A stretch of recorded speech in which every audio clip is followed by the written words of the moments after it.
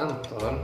Baik, di video kali ini saya tidak berbahasa isyarat. Jadi untuk video kali ini saya akan sharing pengalaman saya atau bagaimana cara saya mengajar anak baru di kelas gitu ya.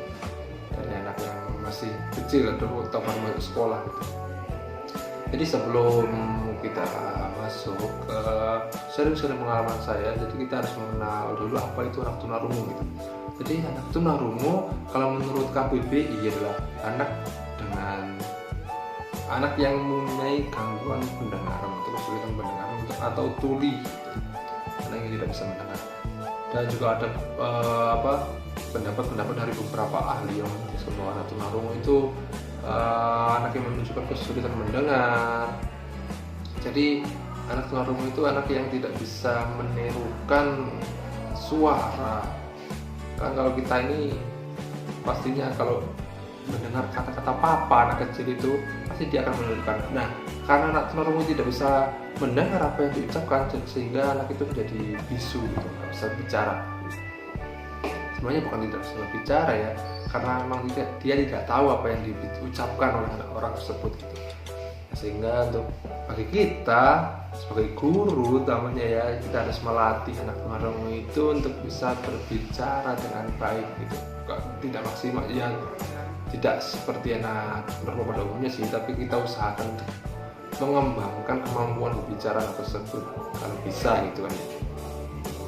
Jadi kalau dari pengalaman saya mengajar dari anak yang baru masuk SD, anak yang baru masuk SD itu memang belum sama sekali tidak mengerti konsep bahwa dia itu mempunyai suara gitu. Jadi ada salah satu siswa saya itu yang baru masuk SD yang umurnya masih 5 tahun nggak salah ya, 5-6 tahun lah. Itu baru masuk SD dan dia itu masih benar-benar belum mengenal bahwa dia itu mempunyai suara gitu.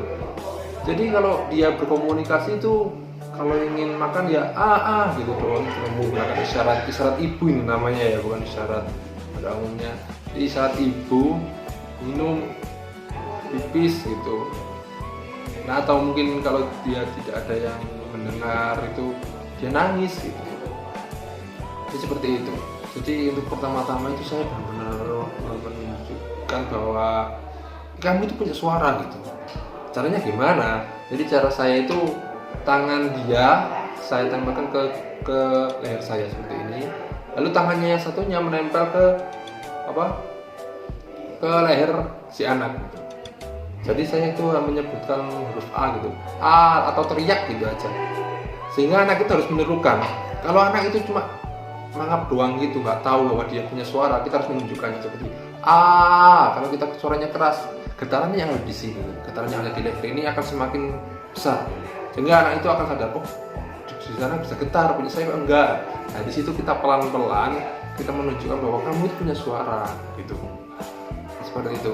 Kalau memang sudah anak itu sudah sadar bahwa dia punya suara, dia akan terus mencoba. Memang untuk pertama kali untuk anak yang belum mengenal konsep suara, lalu dia belajar mengeluarkan suara, untuk pertamanya itu memang anaknya itu merasa risih atau mungkin kaget ya, sehingga anak itu kayak merasa tenggorokannya sakit atau mungkin gatal, batuk. Itu memang reaksi pertama mungkin. Dari pengetahuan saya itu memang anak itu kadang tidak mau karena mungkin terasa sakit gitu. Tapi lama-lama kalau sudah dilatih untuk anak baru itu, kalau saya 2 hari sekali atau mungkin setiap hari, kalau anaknya mau bisa setiap hari malah lebih bagus gitu. Kalau memang tidak mau memang pelan-pelan harus sabar. Karena nanti kalau sudah selesai mengenal konsep bahwa dia itu punya suara, selanjutnya saya itu mengenalkan huruf vokal dulu dari A, I, U, E, O. Dimana di setiap huruf vokal ini A, I, U, E, O ini berbeda-beda cara mengucapkannya. Contohnya seperti A gitu. Yang getar itu daerah mana? Biasanya daerah getar itu daerah kepala, di atas kepala, pipi, dan juga di tenggorokan. Kalau A itu getarnya di mana? Jadi caranya itu tetap sama. Tangan siswanya itu yang satunya ditempelkan ke leher kita, leher guru, yang satunya ditempelkan ke leher siswa. Jadi kita sama-sama harus teriak bukan teriak sih, ya, mengucapkan huruf A gitu ya, gitu, sehingga anaknya itu harus menirukan dan juga harus bergetar di daerah mana nih kalau bisa bisa mengucapkan huruf A, dan juga ucapan ini atau verbal ini harus benar-benar menunjukkan huruf A ya, mimik lah, gitu. Anak harus menirukan. Kalau sudah berhasil lanjut ke I, harus senyum seperti senyum gini, harus menunjukkan, dan anak itu harus menirukan tunjukkan. Biasanya kalau lebih peka itu daripada tangan sini, tangan belakang sini ya, belakang tangan ini memang lebih peka menurut saya.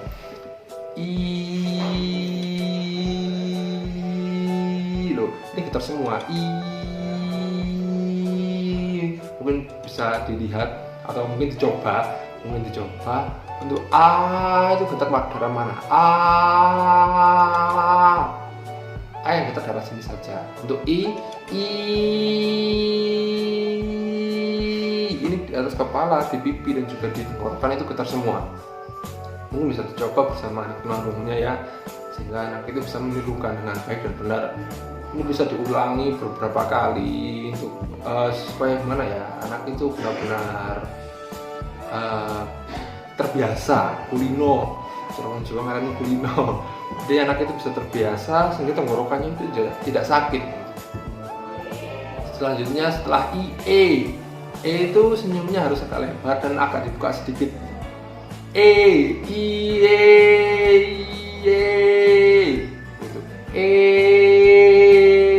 Dari mana yang getar kita harus tahu. Kita harus ngecek dulu sebelum mencoba kepada anak tunarungu. Terus dilakukan seperti itu, kita tangan anaknya itu harus tempelkan ke mana. Kalau ditempelkan ke gurunya di leher, di anaknya juga harus di leher. Jadi harus tahu gitu. Di atas kepala juga gitu ya. Gitu. Selanjutnya setelah O bibir atau mulut. Seperti ini. Dulu ya. Sebelum A, I, U, E, O. I, U,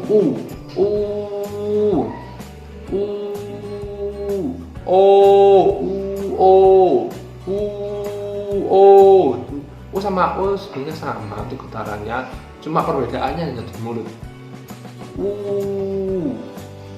Sedikit. Seperti siul-siul gitu ya kalau kita. sorry. Kalau O itu sedikit lebih lebar untuk mimik atau mulut kita.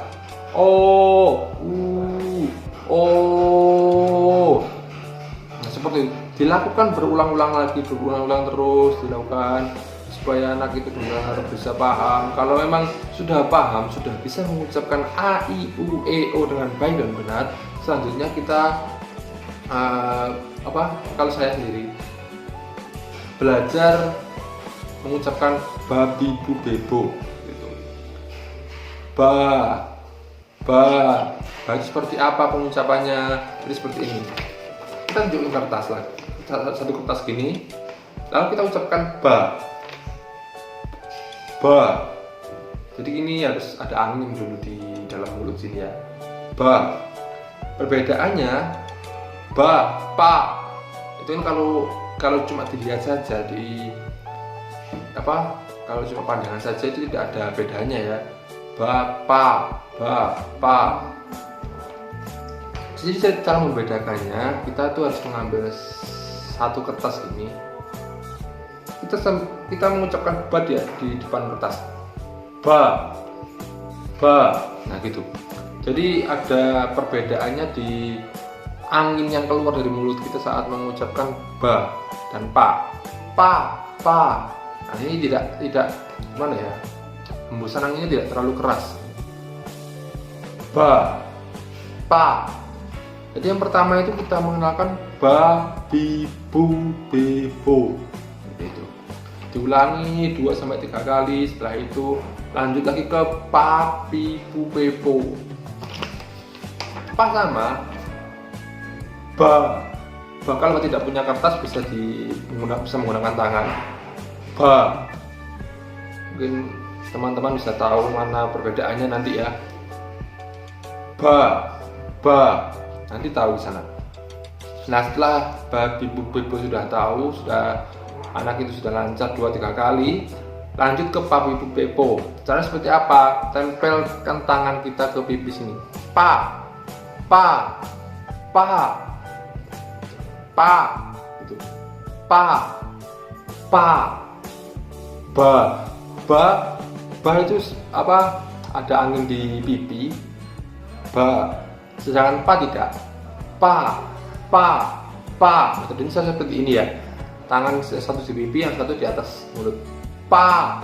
Kalau memang anak itu tidak mengeluarkan suara, cuma gitu doang, yang satunya ditaruh di tenggorokan. Pa. Soalnya nanti saat mengeluarkan huruf A itu pas di sini bergetar. Kalau anak tidak mengeluarkan suara, maaf.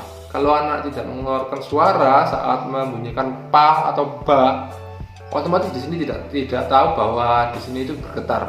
Tidak tahu bahwa saat mengucapkan ba dan pa itu mengeluarkan suara, pasti orang itu tidak tahu. Jadi seperti itu. Ba, pa, gitu. Pelan-pelan, harus sabar, atau apalagi untuk orang tua ya yang sekarang belajar di rumah atau daring online. Jadi mungkin untuk anak tunarungu yang belum bisa, jadi bisa menggunakan metode seperti ini. Yang pertama itu harus mengenalkan bahwa mereka itu punya suara. Yang kedua, setelah itu mengenalkan huruf vokal A, I, U, E, O. Nah, setelah A, I, U, E, O sudah bisa, kita bisa pelan-pelan mengajarkan anak itu membaca ba, bibu, bebo, dan pa, pipu, pepo. Nah, nanti setelah itu mungkin bisa belajar lagi yang huruf konsonan lagi, yang lain-lainnya. Di video kali ini cukup sekian. Kita belajar vokal dan juga membaca ba, bibu, bebo. Baik, kita ulang lagi. Untuk ba, perbedaannya ada di angin yang keluar dari mulut kita saat pengucapan ba.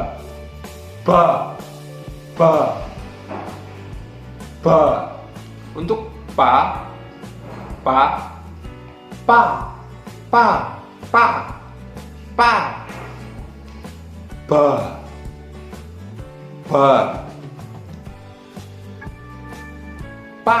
Nah, itu juga tidak melembung ya karena ada anginnya. Pa, ba, bi, bu, be, bu. Pa, pi, pu, pe, po. Ba, bi, bu, be, bu. Pa, pi, pu, pe, po. Jangan lupa ya, di sini harus bergetar karena anak itu supaya tahu bahwa dia itu mempunyai suara. Baik, terima kasih. Mungkin sekian yang bisa saya sampaikan. Mungkin di video selanjutnya saya akan sharing lagi tentang pembelajaran selanjutnya setelah ba dan pa itu nanti. Baik, terima kasih. Jangan lupa untuk share video ini jika memang bermanfaat untuk teman-teman. Terima kasih. Assalamualaikum warahmatullahi wabarakatuh. Bye.